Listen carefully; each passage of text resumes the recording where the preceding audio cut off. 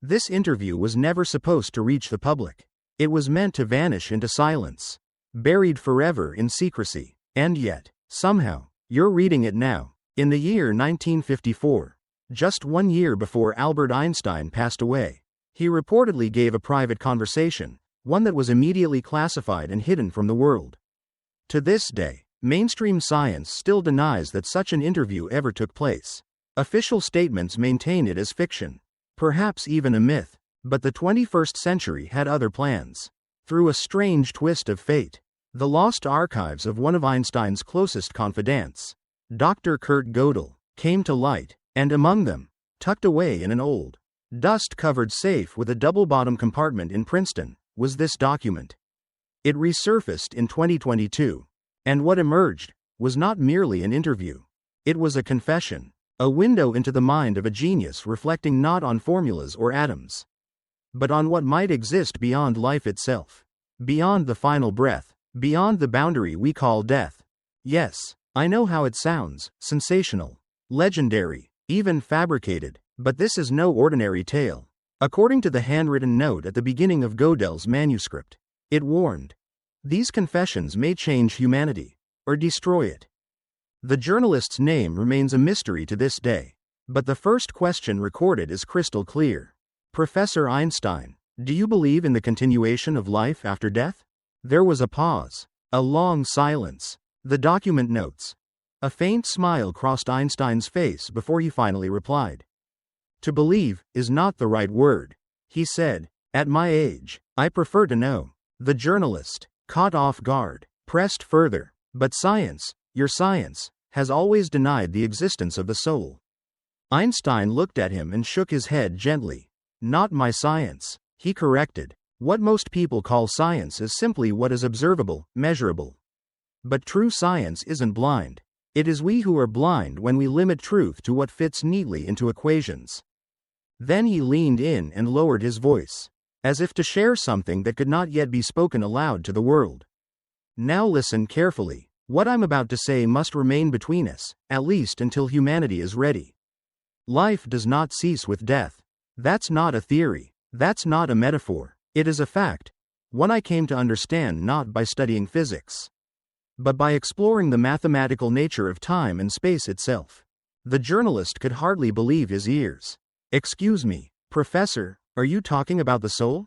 About heaven? Einstein's gaze grew distant, thoughtful. I'm speaking of continuation, of transformation, he said. Picture a wave rolling across the surface of the ocean. As long as the wind moves, the wave exists. But even when the wind dies down, the water remains. The wave may vanish from sight, but its energy, its essence, is still there. Within the ocean, human consciousness, he added, is that wave. The body? It's just a temporary vessel, a shape the wave takes for a brief moment. But when the body dies, the wave doesn't cease. It simply returns to the ocean. The room fell silent for a moment, as the weight of his words hung between them. The journalist finally asked, but how does this fit with the theory of relativity? Einstein smiled. Relativity, he said, deals with matter and energy. But there is one element that always eludes the formulas, the observer. Consciousness is not born of matter.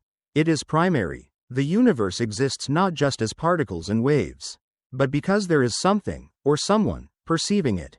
This is not a new idea. Mystics have whispered it for centuries. But I arrived at it through mathematics. The paradox of the double-slit experiment. Quantum entanglement. These phenomena point us to one startling but beautiful conclusion. Consciousness shapes reality. And even after death, consciousness does not vanish. It returns to the source. To pure awareness. The journalist leaned in. Then, do you believe in God? Einstein's voice grew calm, almost serene. God is not a person. Not an old man on a cloud. He said, God is the ocean itself, the vast field of consciousness in which every living being is a wave. That is why no one ever truly disappears. Death is not the end. It's a homecoming. Outside, the wind murmured against the window. Spring had arrived in 1954 with a chill and an air of unease. The journalist, eyes lifted from his notebook, hesitated before asking the next question. Professor, with all due respect, How can a man of your intellect speak of something so metaphysical? Einstein leaned forward once more. Einstein's gaze shifted, growing intense, even solemn. It was as if a weight settled behind his eyes, pressing forward through each word. You think this is faith? He said, his voice steady and clear. This is not belief. This is knowledge. I have observed patterns, recurring, undeniable patterns. My work on the unified field theory, what many assumed was only about merging the forces of nature, led me somewhere far more profound. I began to see that there is a single structure, an invisible thread, connecting matter, energy, and consciousness. He paused briefly, as though sifting through the memory of decades spent in thought. At the dawn of the 20th century, we believed the atom was the smallest, most fundamental unit of existence, the indivisible building block of everything. But we were wrong. He leaned forward, lowering his voice. Beyond the atom lies emptiness, he said, and beyond that emptiness, there are vibrations, subtle, silent pulses, the hum of the vacuum, and even deeper still, another pause. There is mind. The journalist shifted uneasily in his seat. Are you familiar with the Einstein-Podolsky-Rosen paradox? Einstein asked. Yes, the journalist replied. Quantum entanglement. Einstein nodded slowly. Exactly. Two particles, once linked, remain connected, no matter how far they drift apart. Even light years away, they act as one. He looked up, eyes unwavering. This is not just physics. This is a message, a glimpse into the deeper structure of reality. Connection is not an afterthought. It is the foundation of existence. If subatomic particles can remain entangled across the vastness of space, then why not minds? Why not souls? Why should the boundary of death be stronger than the bond of being? The journalist swallowed, visibly shaken. The air in the room felt colder, as if something unseen had entered. Professor, but this means, he stammered. Einstein finished the sentence for him, with a calm nod. Yes, it means consciousness is non-local. It is not confined to the physical brain. The brain, he said, is not the origin of consciousness. It's the receiver, a finely tuned antenna. The signal, however, the true source, comes from somewhere beyond space and time. He folded his hands gently. Death does not destroy the antenna. It simply cuts the transmission. The body breaks down, yes, but the signal? It continues, like radio waves that still echo across the cosmos, even after the radio is shattered. The journalist lowered his eyes to his notes. His hand trembled slightly. He looked up again, voice unsteady. Then, why now? Why tell me this? Einstein's voice dropped to a hush.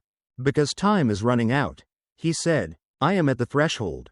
I do not know how much longer I have. And the truth, this truth, cannot die with me. Humanity is on the verge of its greatest discovery. The realization that death is not an ending. It is a transition, a transformation. He sighed, as if lifting a burden from his chest. But truth is a powerful thing. Too powerful. If revealed too soon, it can be twisted, weaponized, used to control, to deceive. That is why I remained silent for so long. But I feel, he said with quiet conviction, that the era of blind materialism is fading. The age where we worship only what we can touch and measure, that age is closing. And when science finally reunites with spirit, the path ahead will be illuminated. At that very moment, a soft chime echoed through the room. A clock, hidden somewhere in the shadows, began to strike midnight. 12 solemn notes rang out, one after the other. The journalist would later write, it felt symbolic, almost fated, as though the universe itself nodded in agreement with what had just been spoken. You ask, Einstein continued, what awaits us on the other side? He looked thoughtful, as if peering into a great mystery just beyond sight. The answer is simple and complex. It depends entirely on the state of consciousness. Those who have lived their lives chasing power, pleasure, and self-interest, they will linger in the lower realms, bound to the echoes of their own desires.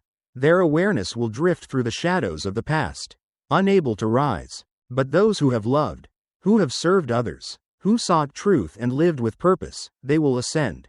Their consciousness will merge with the source. They will find peace and a new beginning. The journalist raised his head. Rebirth? Einstein nodded. Yes, rebirth. But it is not automatic. It is a choice. Consciousness is not enslaved. Free will remains the highest law.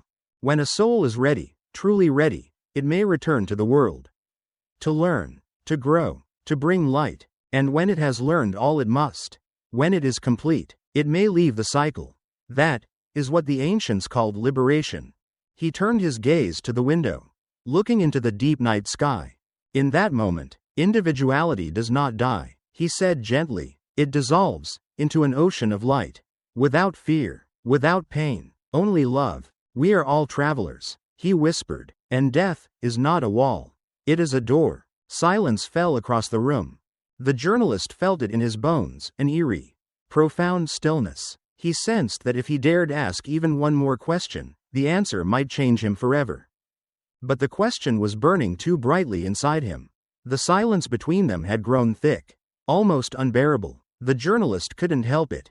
Professor, he asked softly, if this is all true, then why don't other great minds speak of it? Why such silence around something so important? Einstein smiled, but there was sadness in it, an ache buried beneath the curve of his lips. Because, he replied, the truth is both too simple and too dangerous. He looked away for a moment, gathering his thoughts. Scientists fear ridicule. They fear losing credibility, losing their place among their peers. Religions fear truth because it threatens their doctrines. Truth is free, and freedom terrifies those who are used to ruling. He leaned back, eyes distant. Politicians fear losing control. Institutions fear collapse. And yet truth waits, patiently. It cannot be locked away forever. Some did understand, he continued. Newton, Planck, Tesla, even Darwin, in the final years of his life, began to suspect that evolution wasn't driven purely by chance. That something deeper was at work. Something intelligent. But most of them chose silence. Or they spoke in riddles, in allegories, hidden in symbols, hoping only the truly curious would notice. I too kept silent, Einstein admitted, nearly my entire life. Only now, when my body is weakening and my spirit is preparing for departure, do I feel I have earned the right to speak freely. The journalist continued scribbling. Though his hand trembled, his heart pounded, as if he stood on the very edge of a cliff, staring down into some great unknown. Einstein resumed, his voice a touch more reflective. Lately, I have revisited my own equation, E equals mc squared. That formula changed the world. It revealed the unity of mass and energy. That they are two sides of the same coin. But there is another layer, he added, lowering his voice. One I have never spoken of publicly. Consciousness, he said, is also energy, a more subtle, more refined form of it. And by the same principle, it too can transform. When the body dies, the energy of consciousness doesn't disappear. It shifts. It evolves into another form. In other dimensions, it may be called the soul, or the Atman, or a quantum of awareness.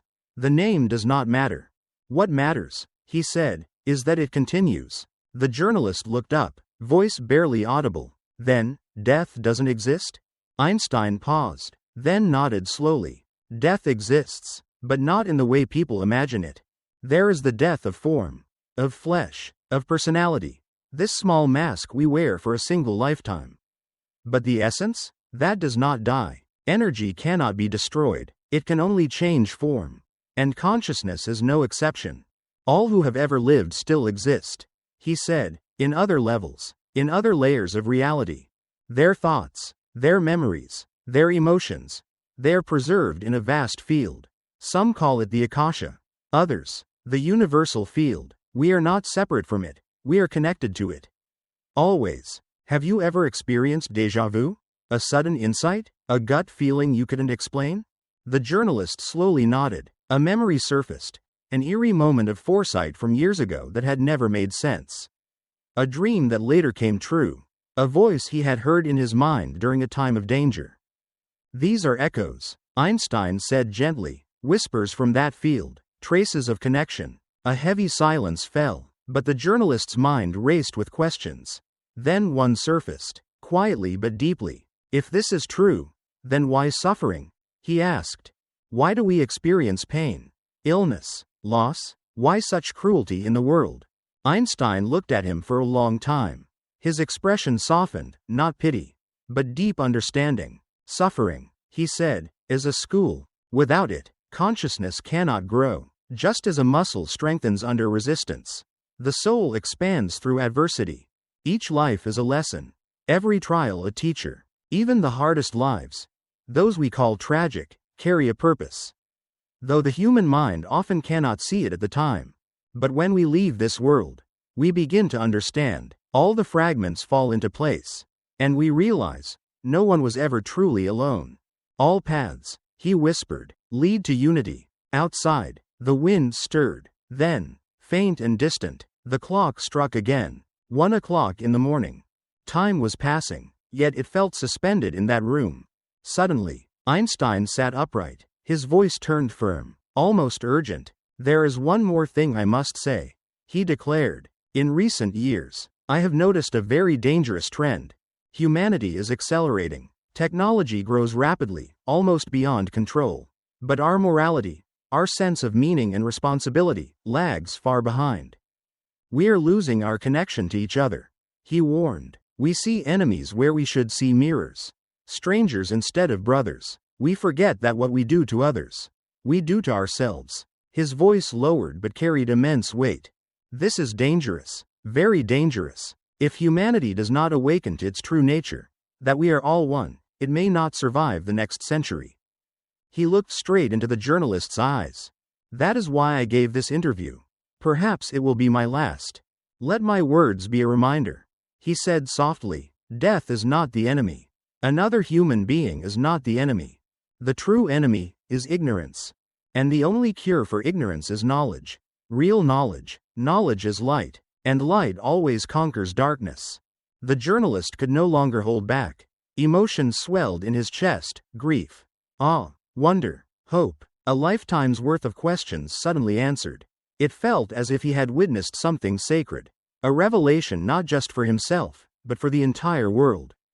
Pass this on to those who are ready to hear, Einstein said quietly, but never force it. Truth cannot be imposed. It must be discovered. Each soul must arrive at it in their own time, in their own way. He paused, then added with a depth that only someone facing the end could deliver. The real question is not what awaits us after death. The real question is, how do we live before it? He looked at the journalist, his eyes calm yet piercing. And never forget, he said, love is the only reality that never fades. It survives the body. It survives time. Everything else turns to dust, but love remains. The room fell into a stillness so deep it felt sacred. The journalist lowered his pen for a moment. He needed time to breathe, to gather himself. He knew what he had to ask next, perhaps the most important question of all. If he didn't ask it now, he might never get the chance again. Professor, he said at last, his voice steady despite the emotion building in his chest. If all of this is true, if consciousness continues after death, is there any way to prove it? Scientifically? Einstein leaned back in his chair. His eyes lifted toward the ceiling, but they seemed to be staring far beyond it, as though gazing through time itself, into some realm most men never see. The scientific method, he began, demands that something be repeatable, measurable, observable. That's how we built the modern world. But not everything that is real can be captured in a laboratory. There are phenomena, profound ones, that cannot be replicated on command. Their very existence is their proof. Children who remember past lives with uncanny detail, with names, locations, even languages they never learned. Documented cases, verified, but dismissed. He glanced at the journalist. Quantum entanglement, two particles affecting each other instantly across light years of distance. That cannot be explained without admitting the existence of non-local, non-material connection. And then, he continued, there are those who have clinically died, whose hearts have stopped, yet return with memories. Sights, sounds, experiences that occurred while their bodies were completely inert. Events they could not have seen. Science will resist this, he said, it always does. But denial is not refutation. Closing one's eyes does not make the sun disappear. He sat up slightly straighter. Quantum physics has already cracked a hole in the fortress of materialism. Time is no longer absolute. Space is no longer empty. Matter? It is only the illusion of density. Behind it all, beneath it all, There is only energy. He looked the journalist in the eye. And everything is consciousness. In the future, scientists will build tools, new instruments, devices that will measure shifts in the energy fields of consciousness. Even after physical death, that day is coming. It is just a matter of time. He paused, letting the silence speak. But there is something far more important. He added, even if tomorrow the entire world received undeniable, irrefutable proof of life after death, it would not solve our greatest challenge. The journalist furrowed his brow. What challenge? To change how we live, Einstein said, to truly accept responsibility. Knowing that death is not the end should not make us flee from fear. It should elevate us. It should make our actions sacred.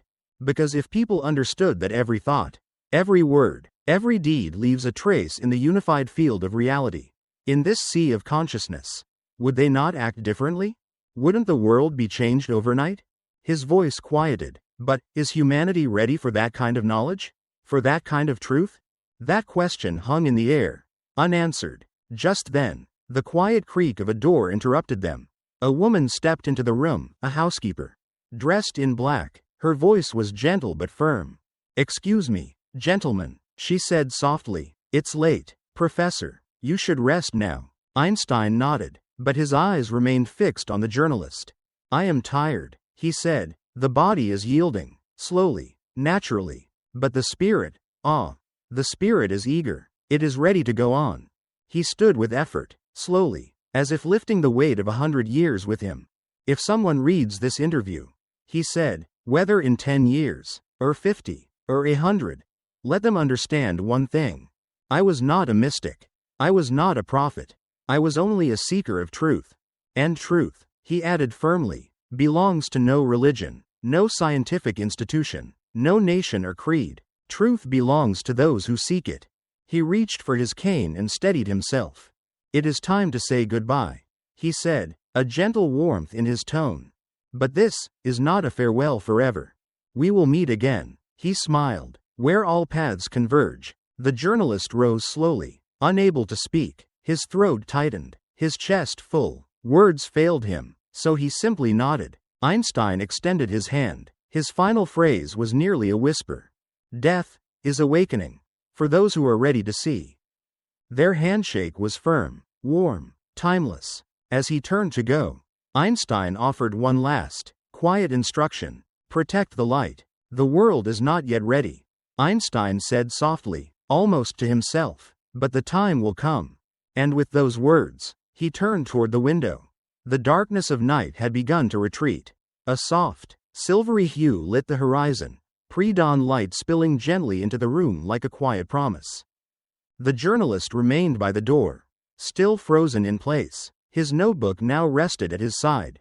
Forgotten for the moment, words refused to come. All that remained was silence. Deep, contemplative, sacred silence. Outside, the world stirred faintly. Somewhere, hidden among the trees, a lone thrush began to sing, its delicate notes rising into the still air. Marking the arrival of a new day, Einstein stepped closer to the window, resting one hand lightly on the frame as he watched the sky grow brighter. You know, he said, his voice barely above a whisper. When I was young, I believed the greatest pursuit was to uncover the laws of the universe.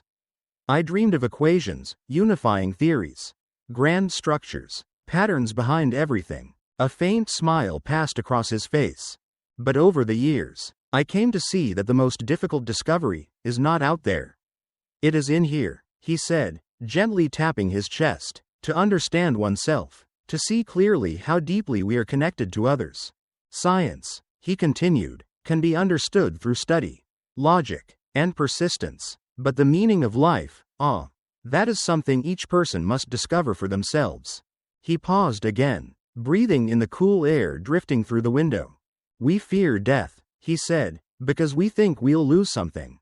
Our identity, our loved ones, our place. But the truth is, there is nothing to lose. All that is real stays with us. Love, kindness, the quiet moments of courage, the laughter, the memories. They move forward, even if we don't always understand where. The journalist gently closed his notebook with both hands. There was nothing more to write. Thank you, Professor, he said, his voice full of emotion, I will preserve your words. Einstein turned to him. His smile was tinged with sorrow, but also warmth, like someone saying goodbye to an old friend after a long and meaningful conversation. Not to be repeated, he said softly, but to be reflected upon. Then, he reached out his hand. Their handshake was simple, human, no ceremony, no pretension, just two souls meeting for a moment that felt eternal. Live not in fear, Einstein said, live in search, that is all that matters. The journalist nodded, unable to speak. He stepped out into the early morning air. A faint breeze kissed his face, and the world around him was quiet, still half asleep. Behind him, the door to the professor's house slowly closed with a soft click, final.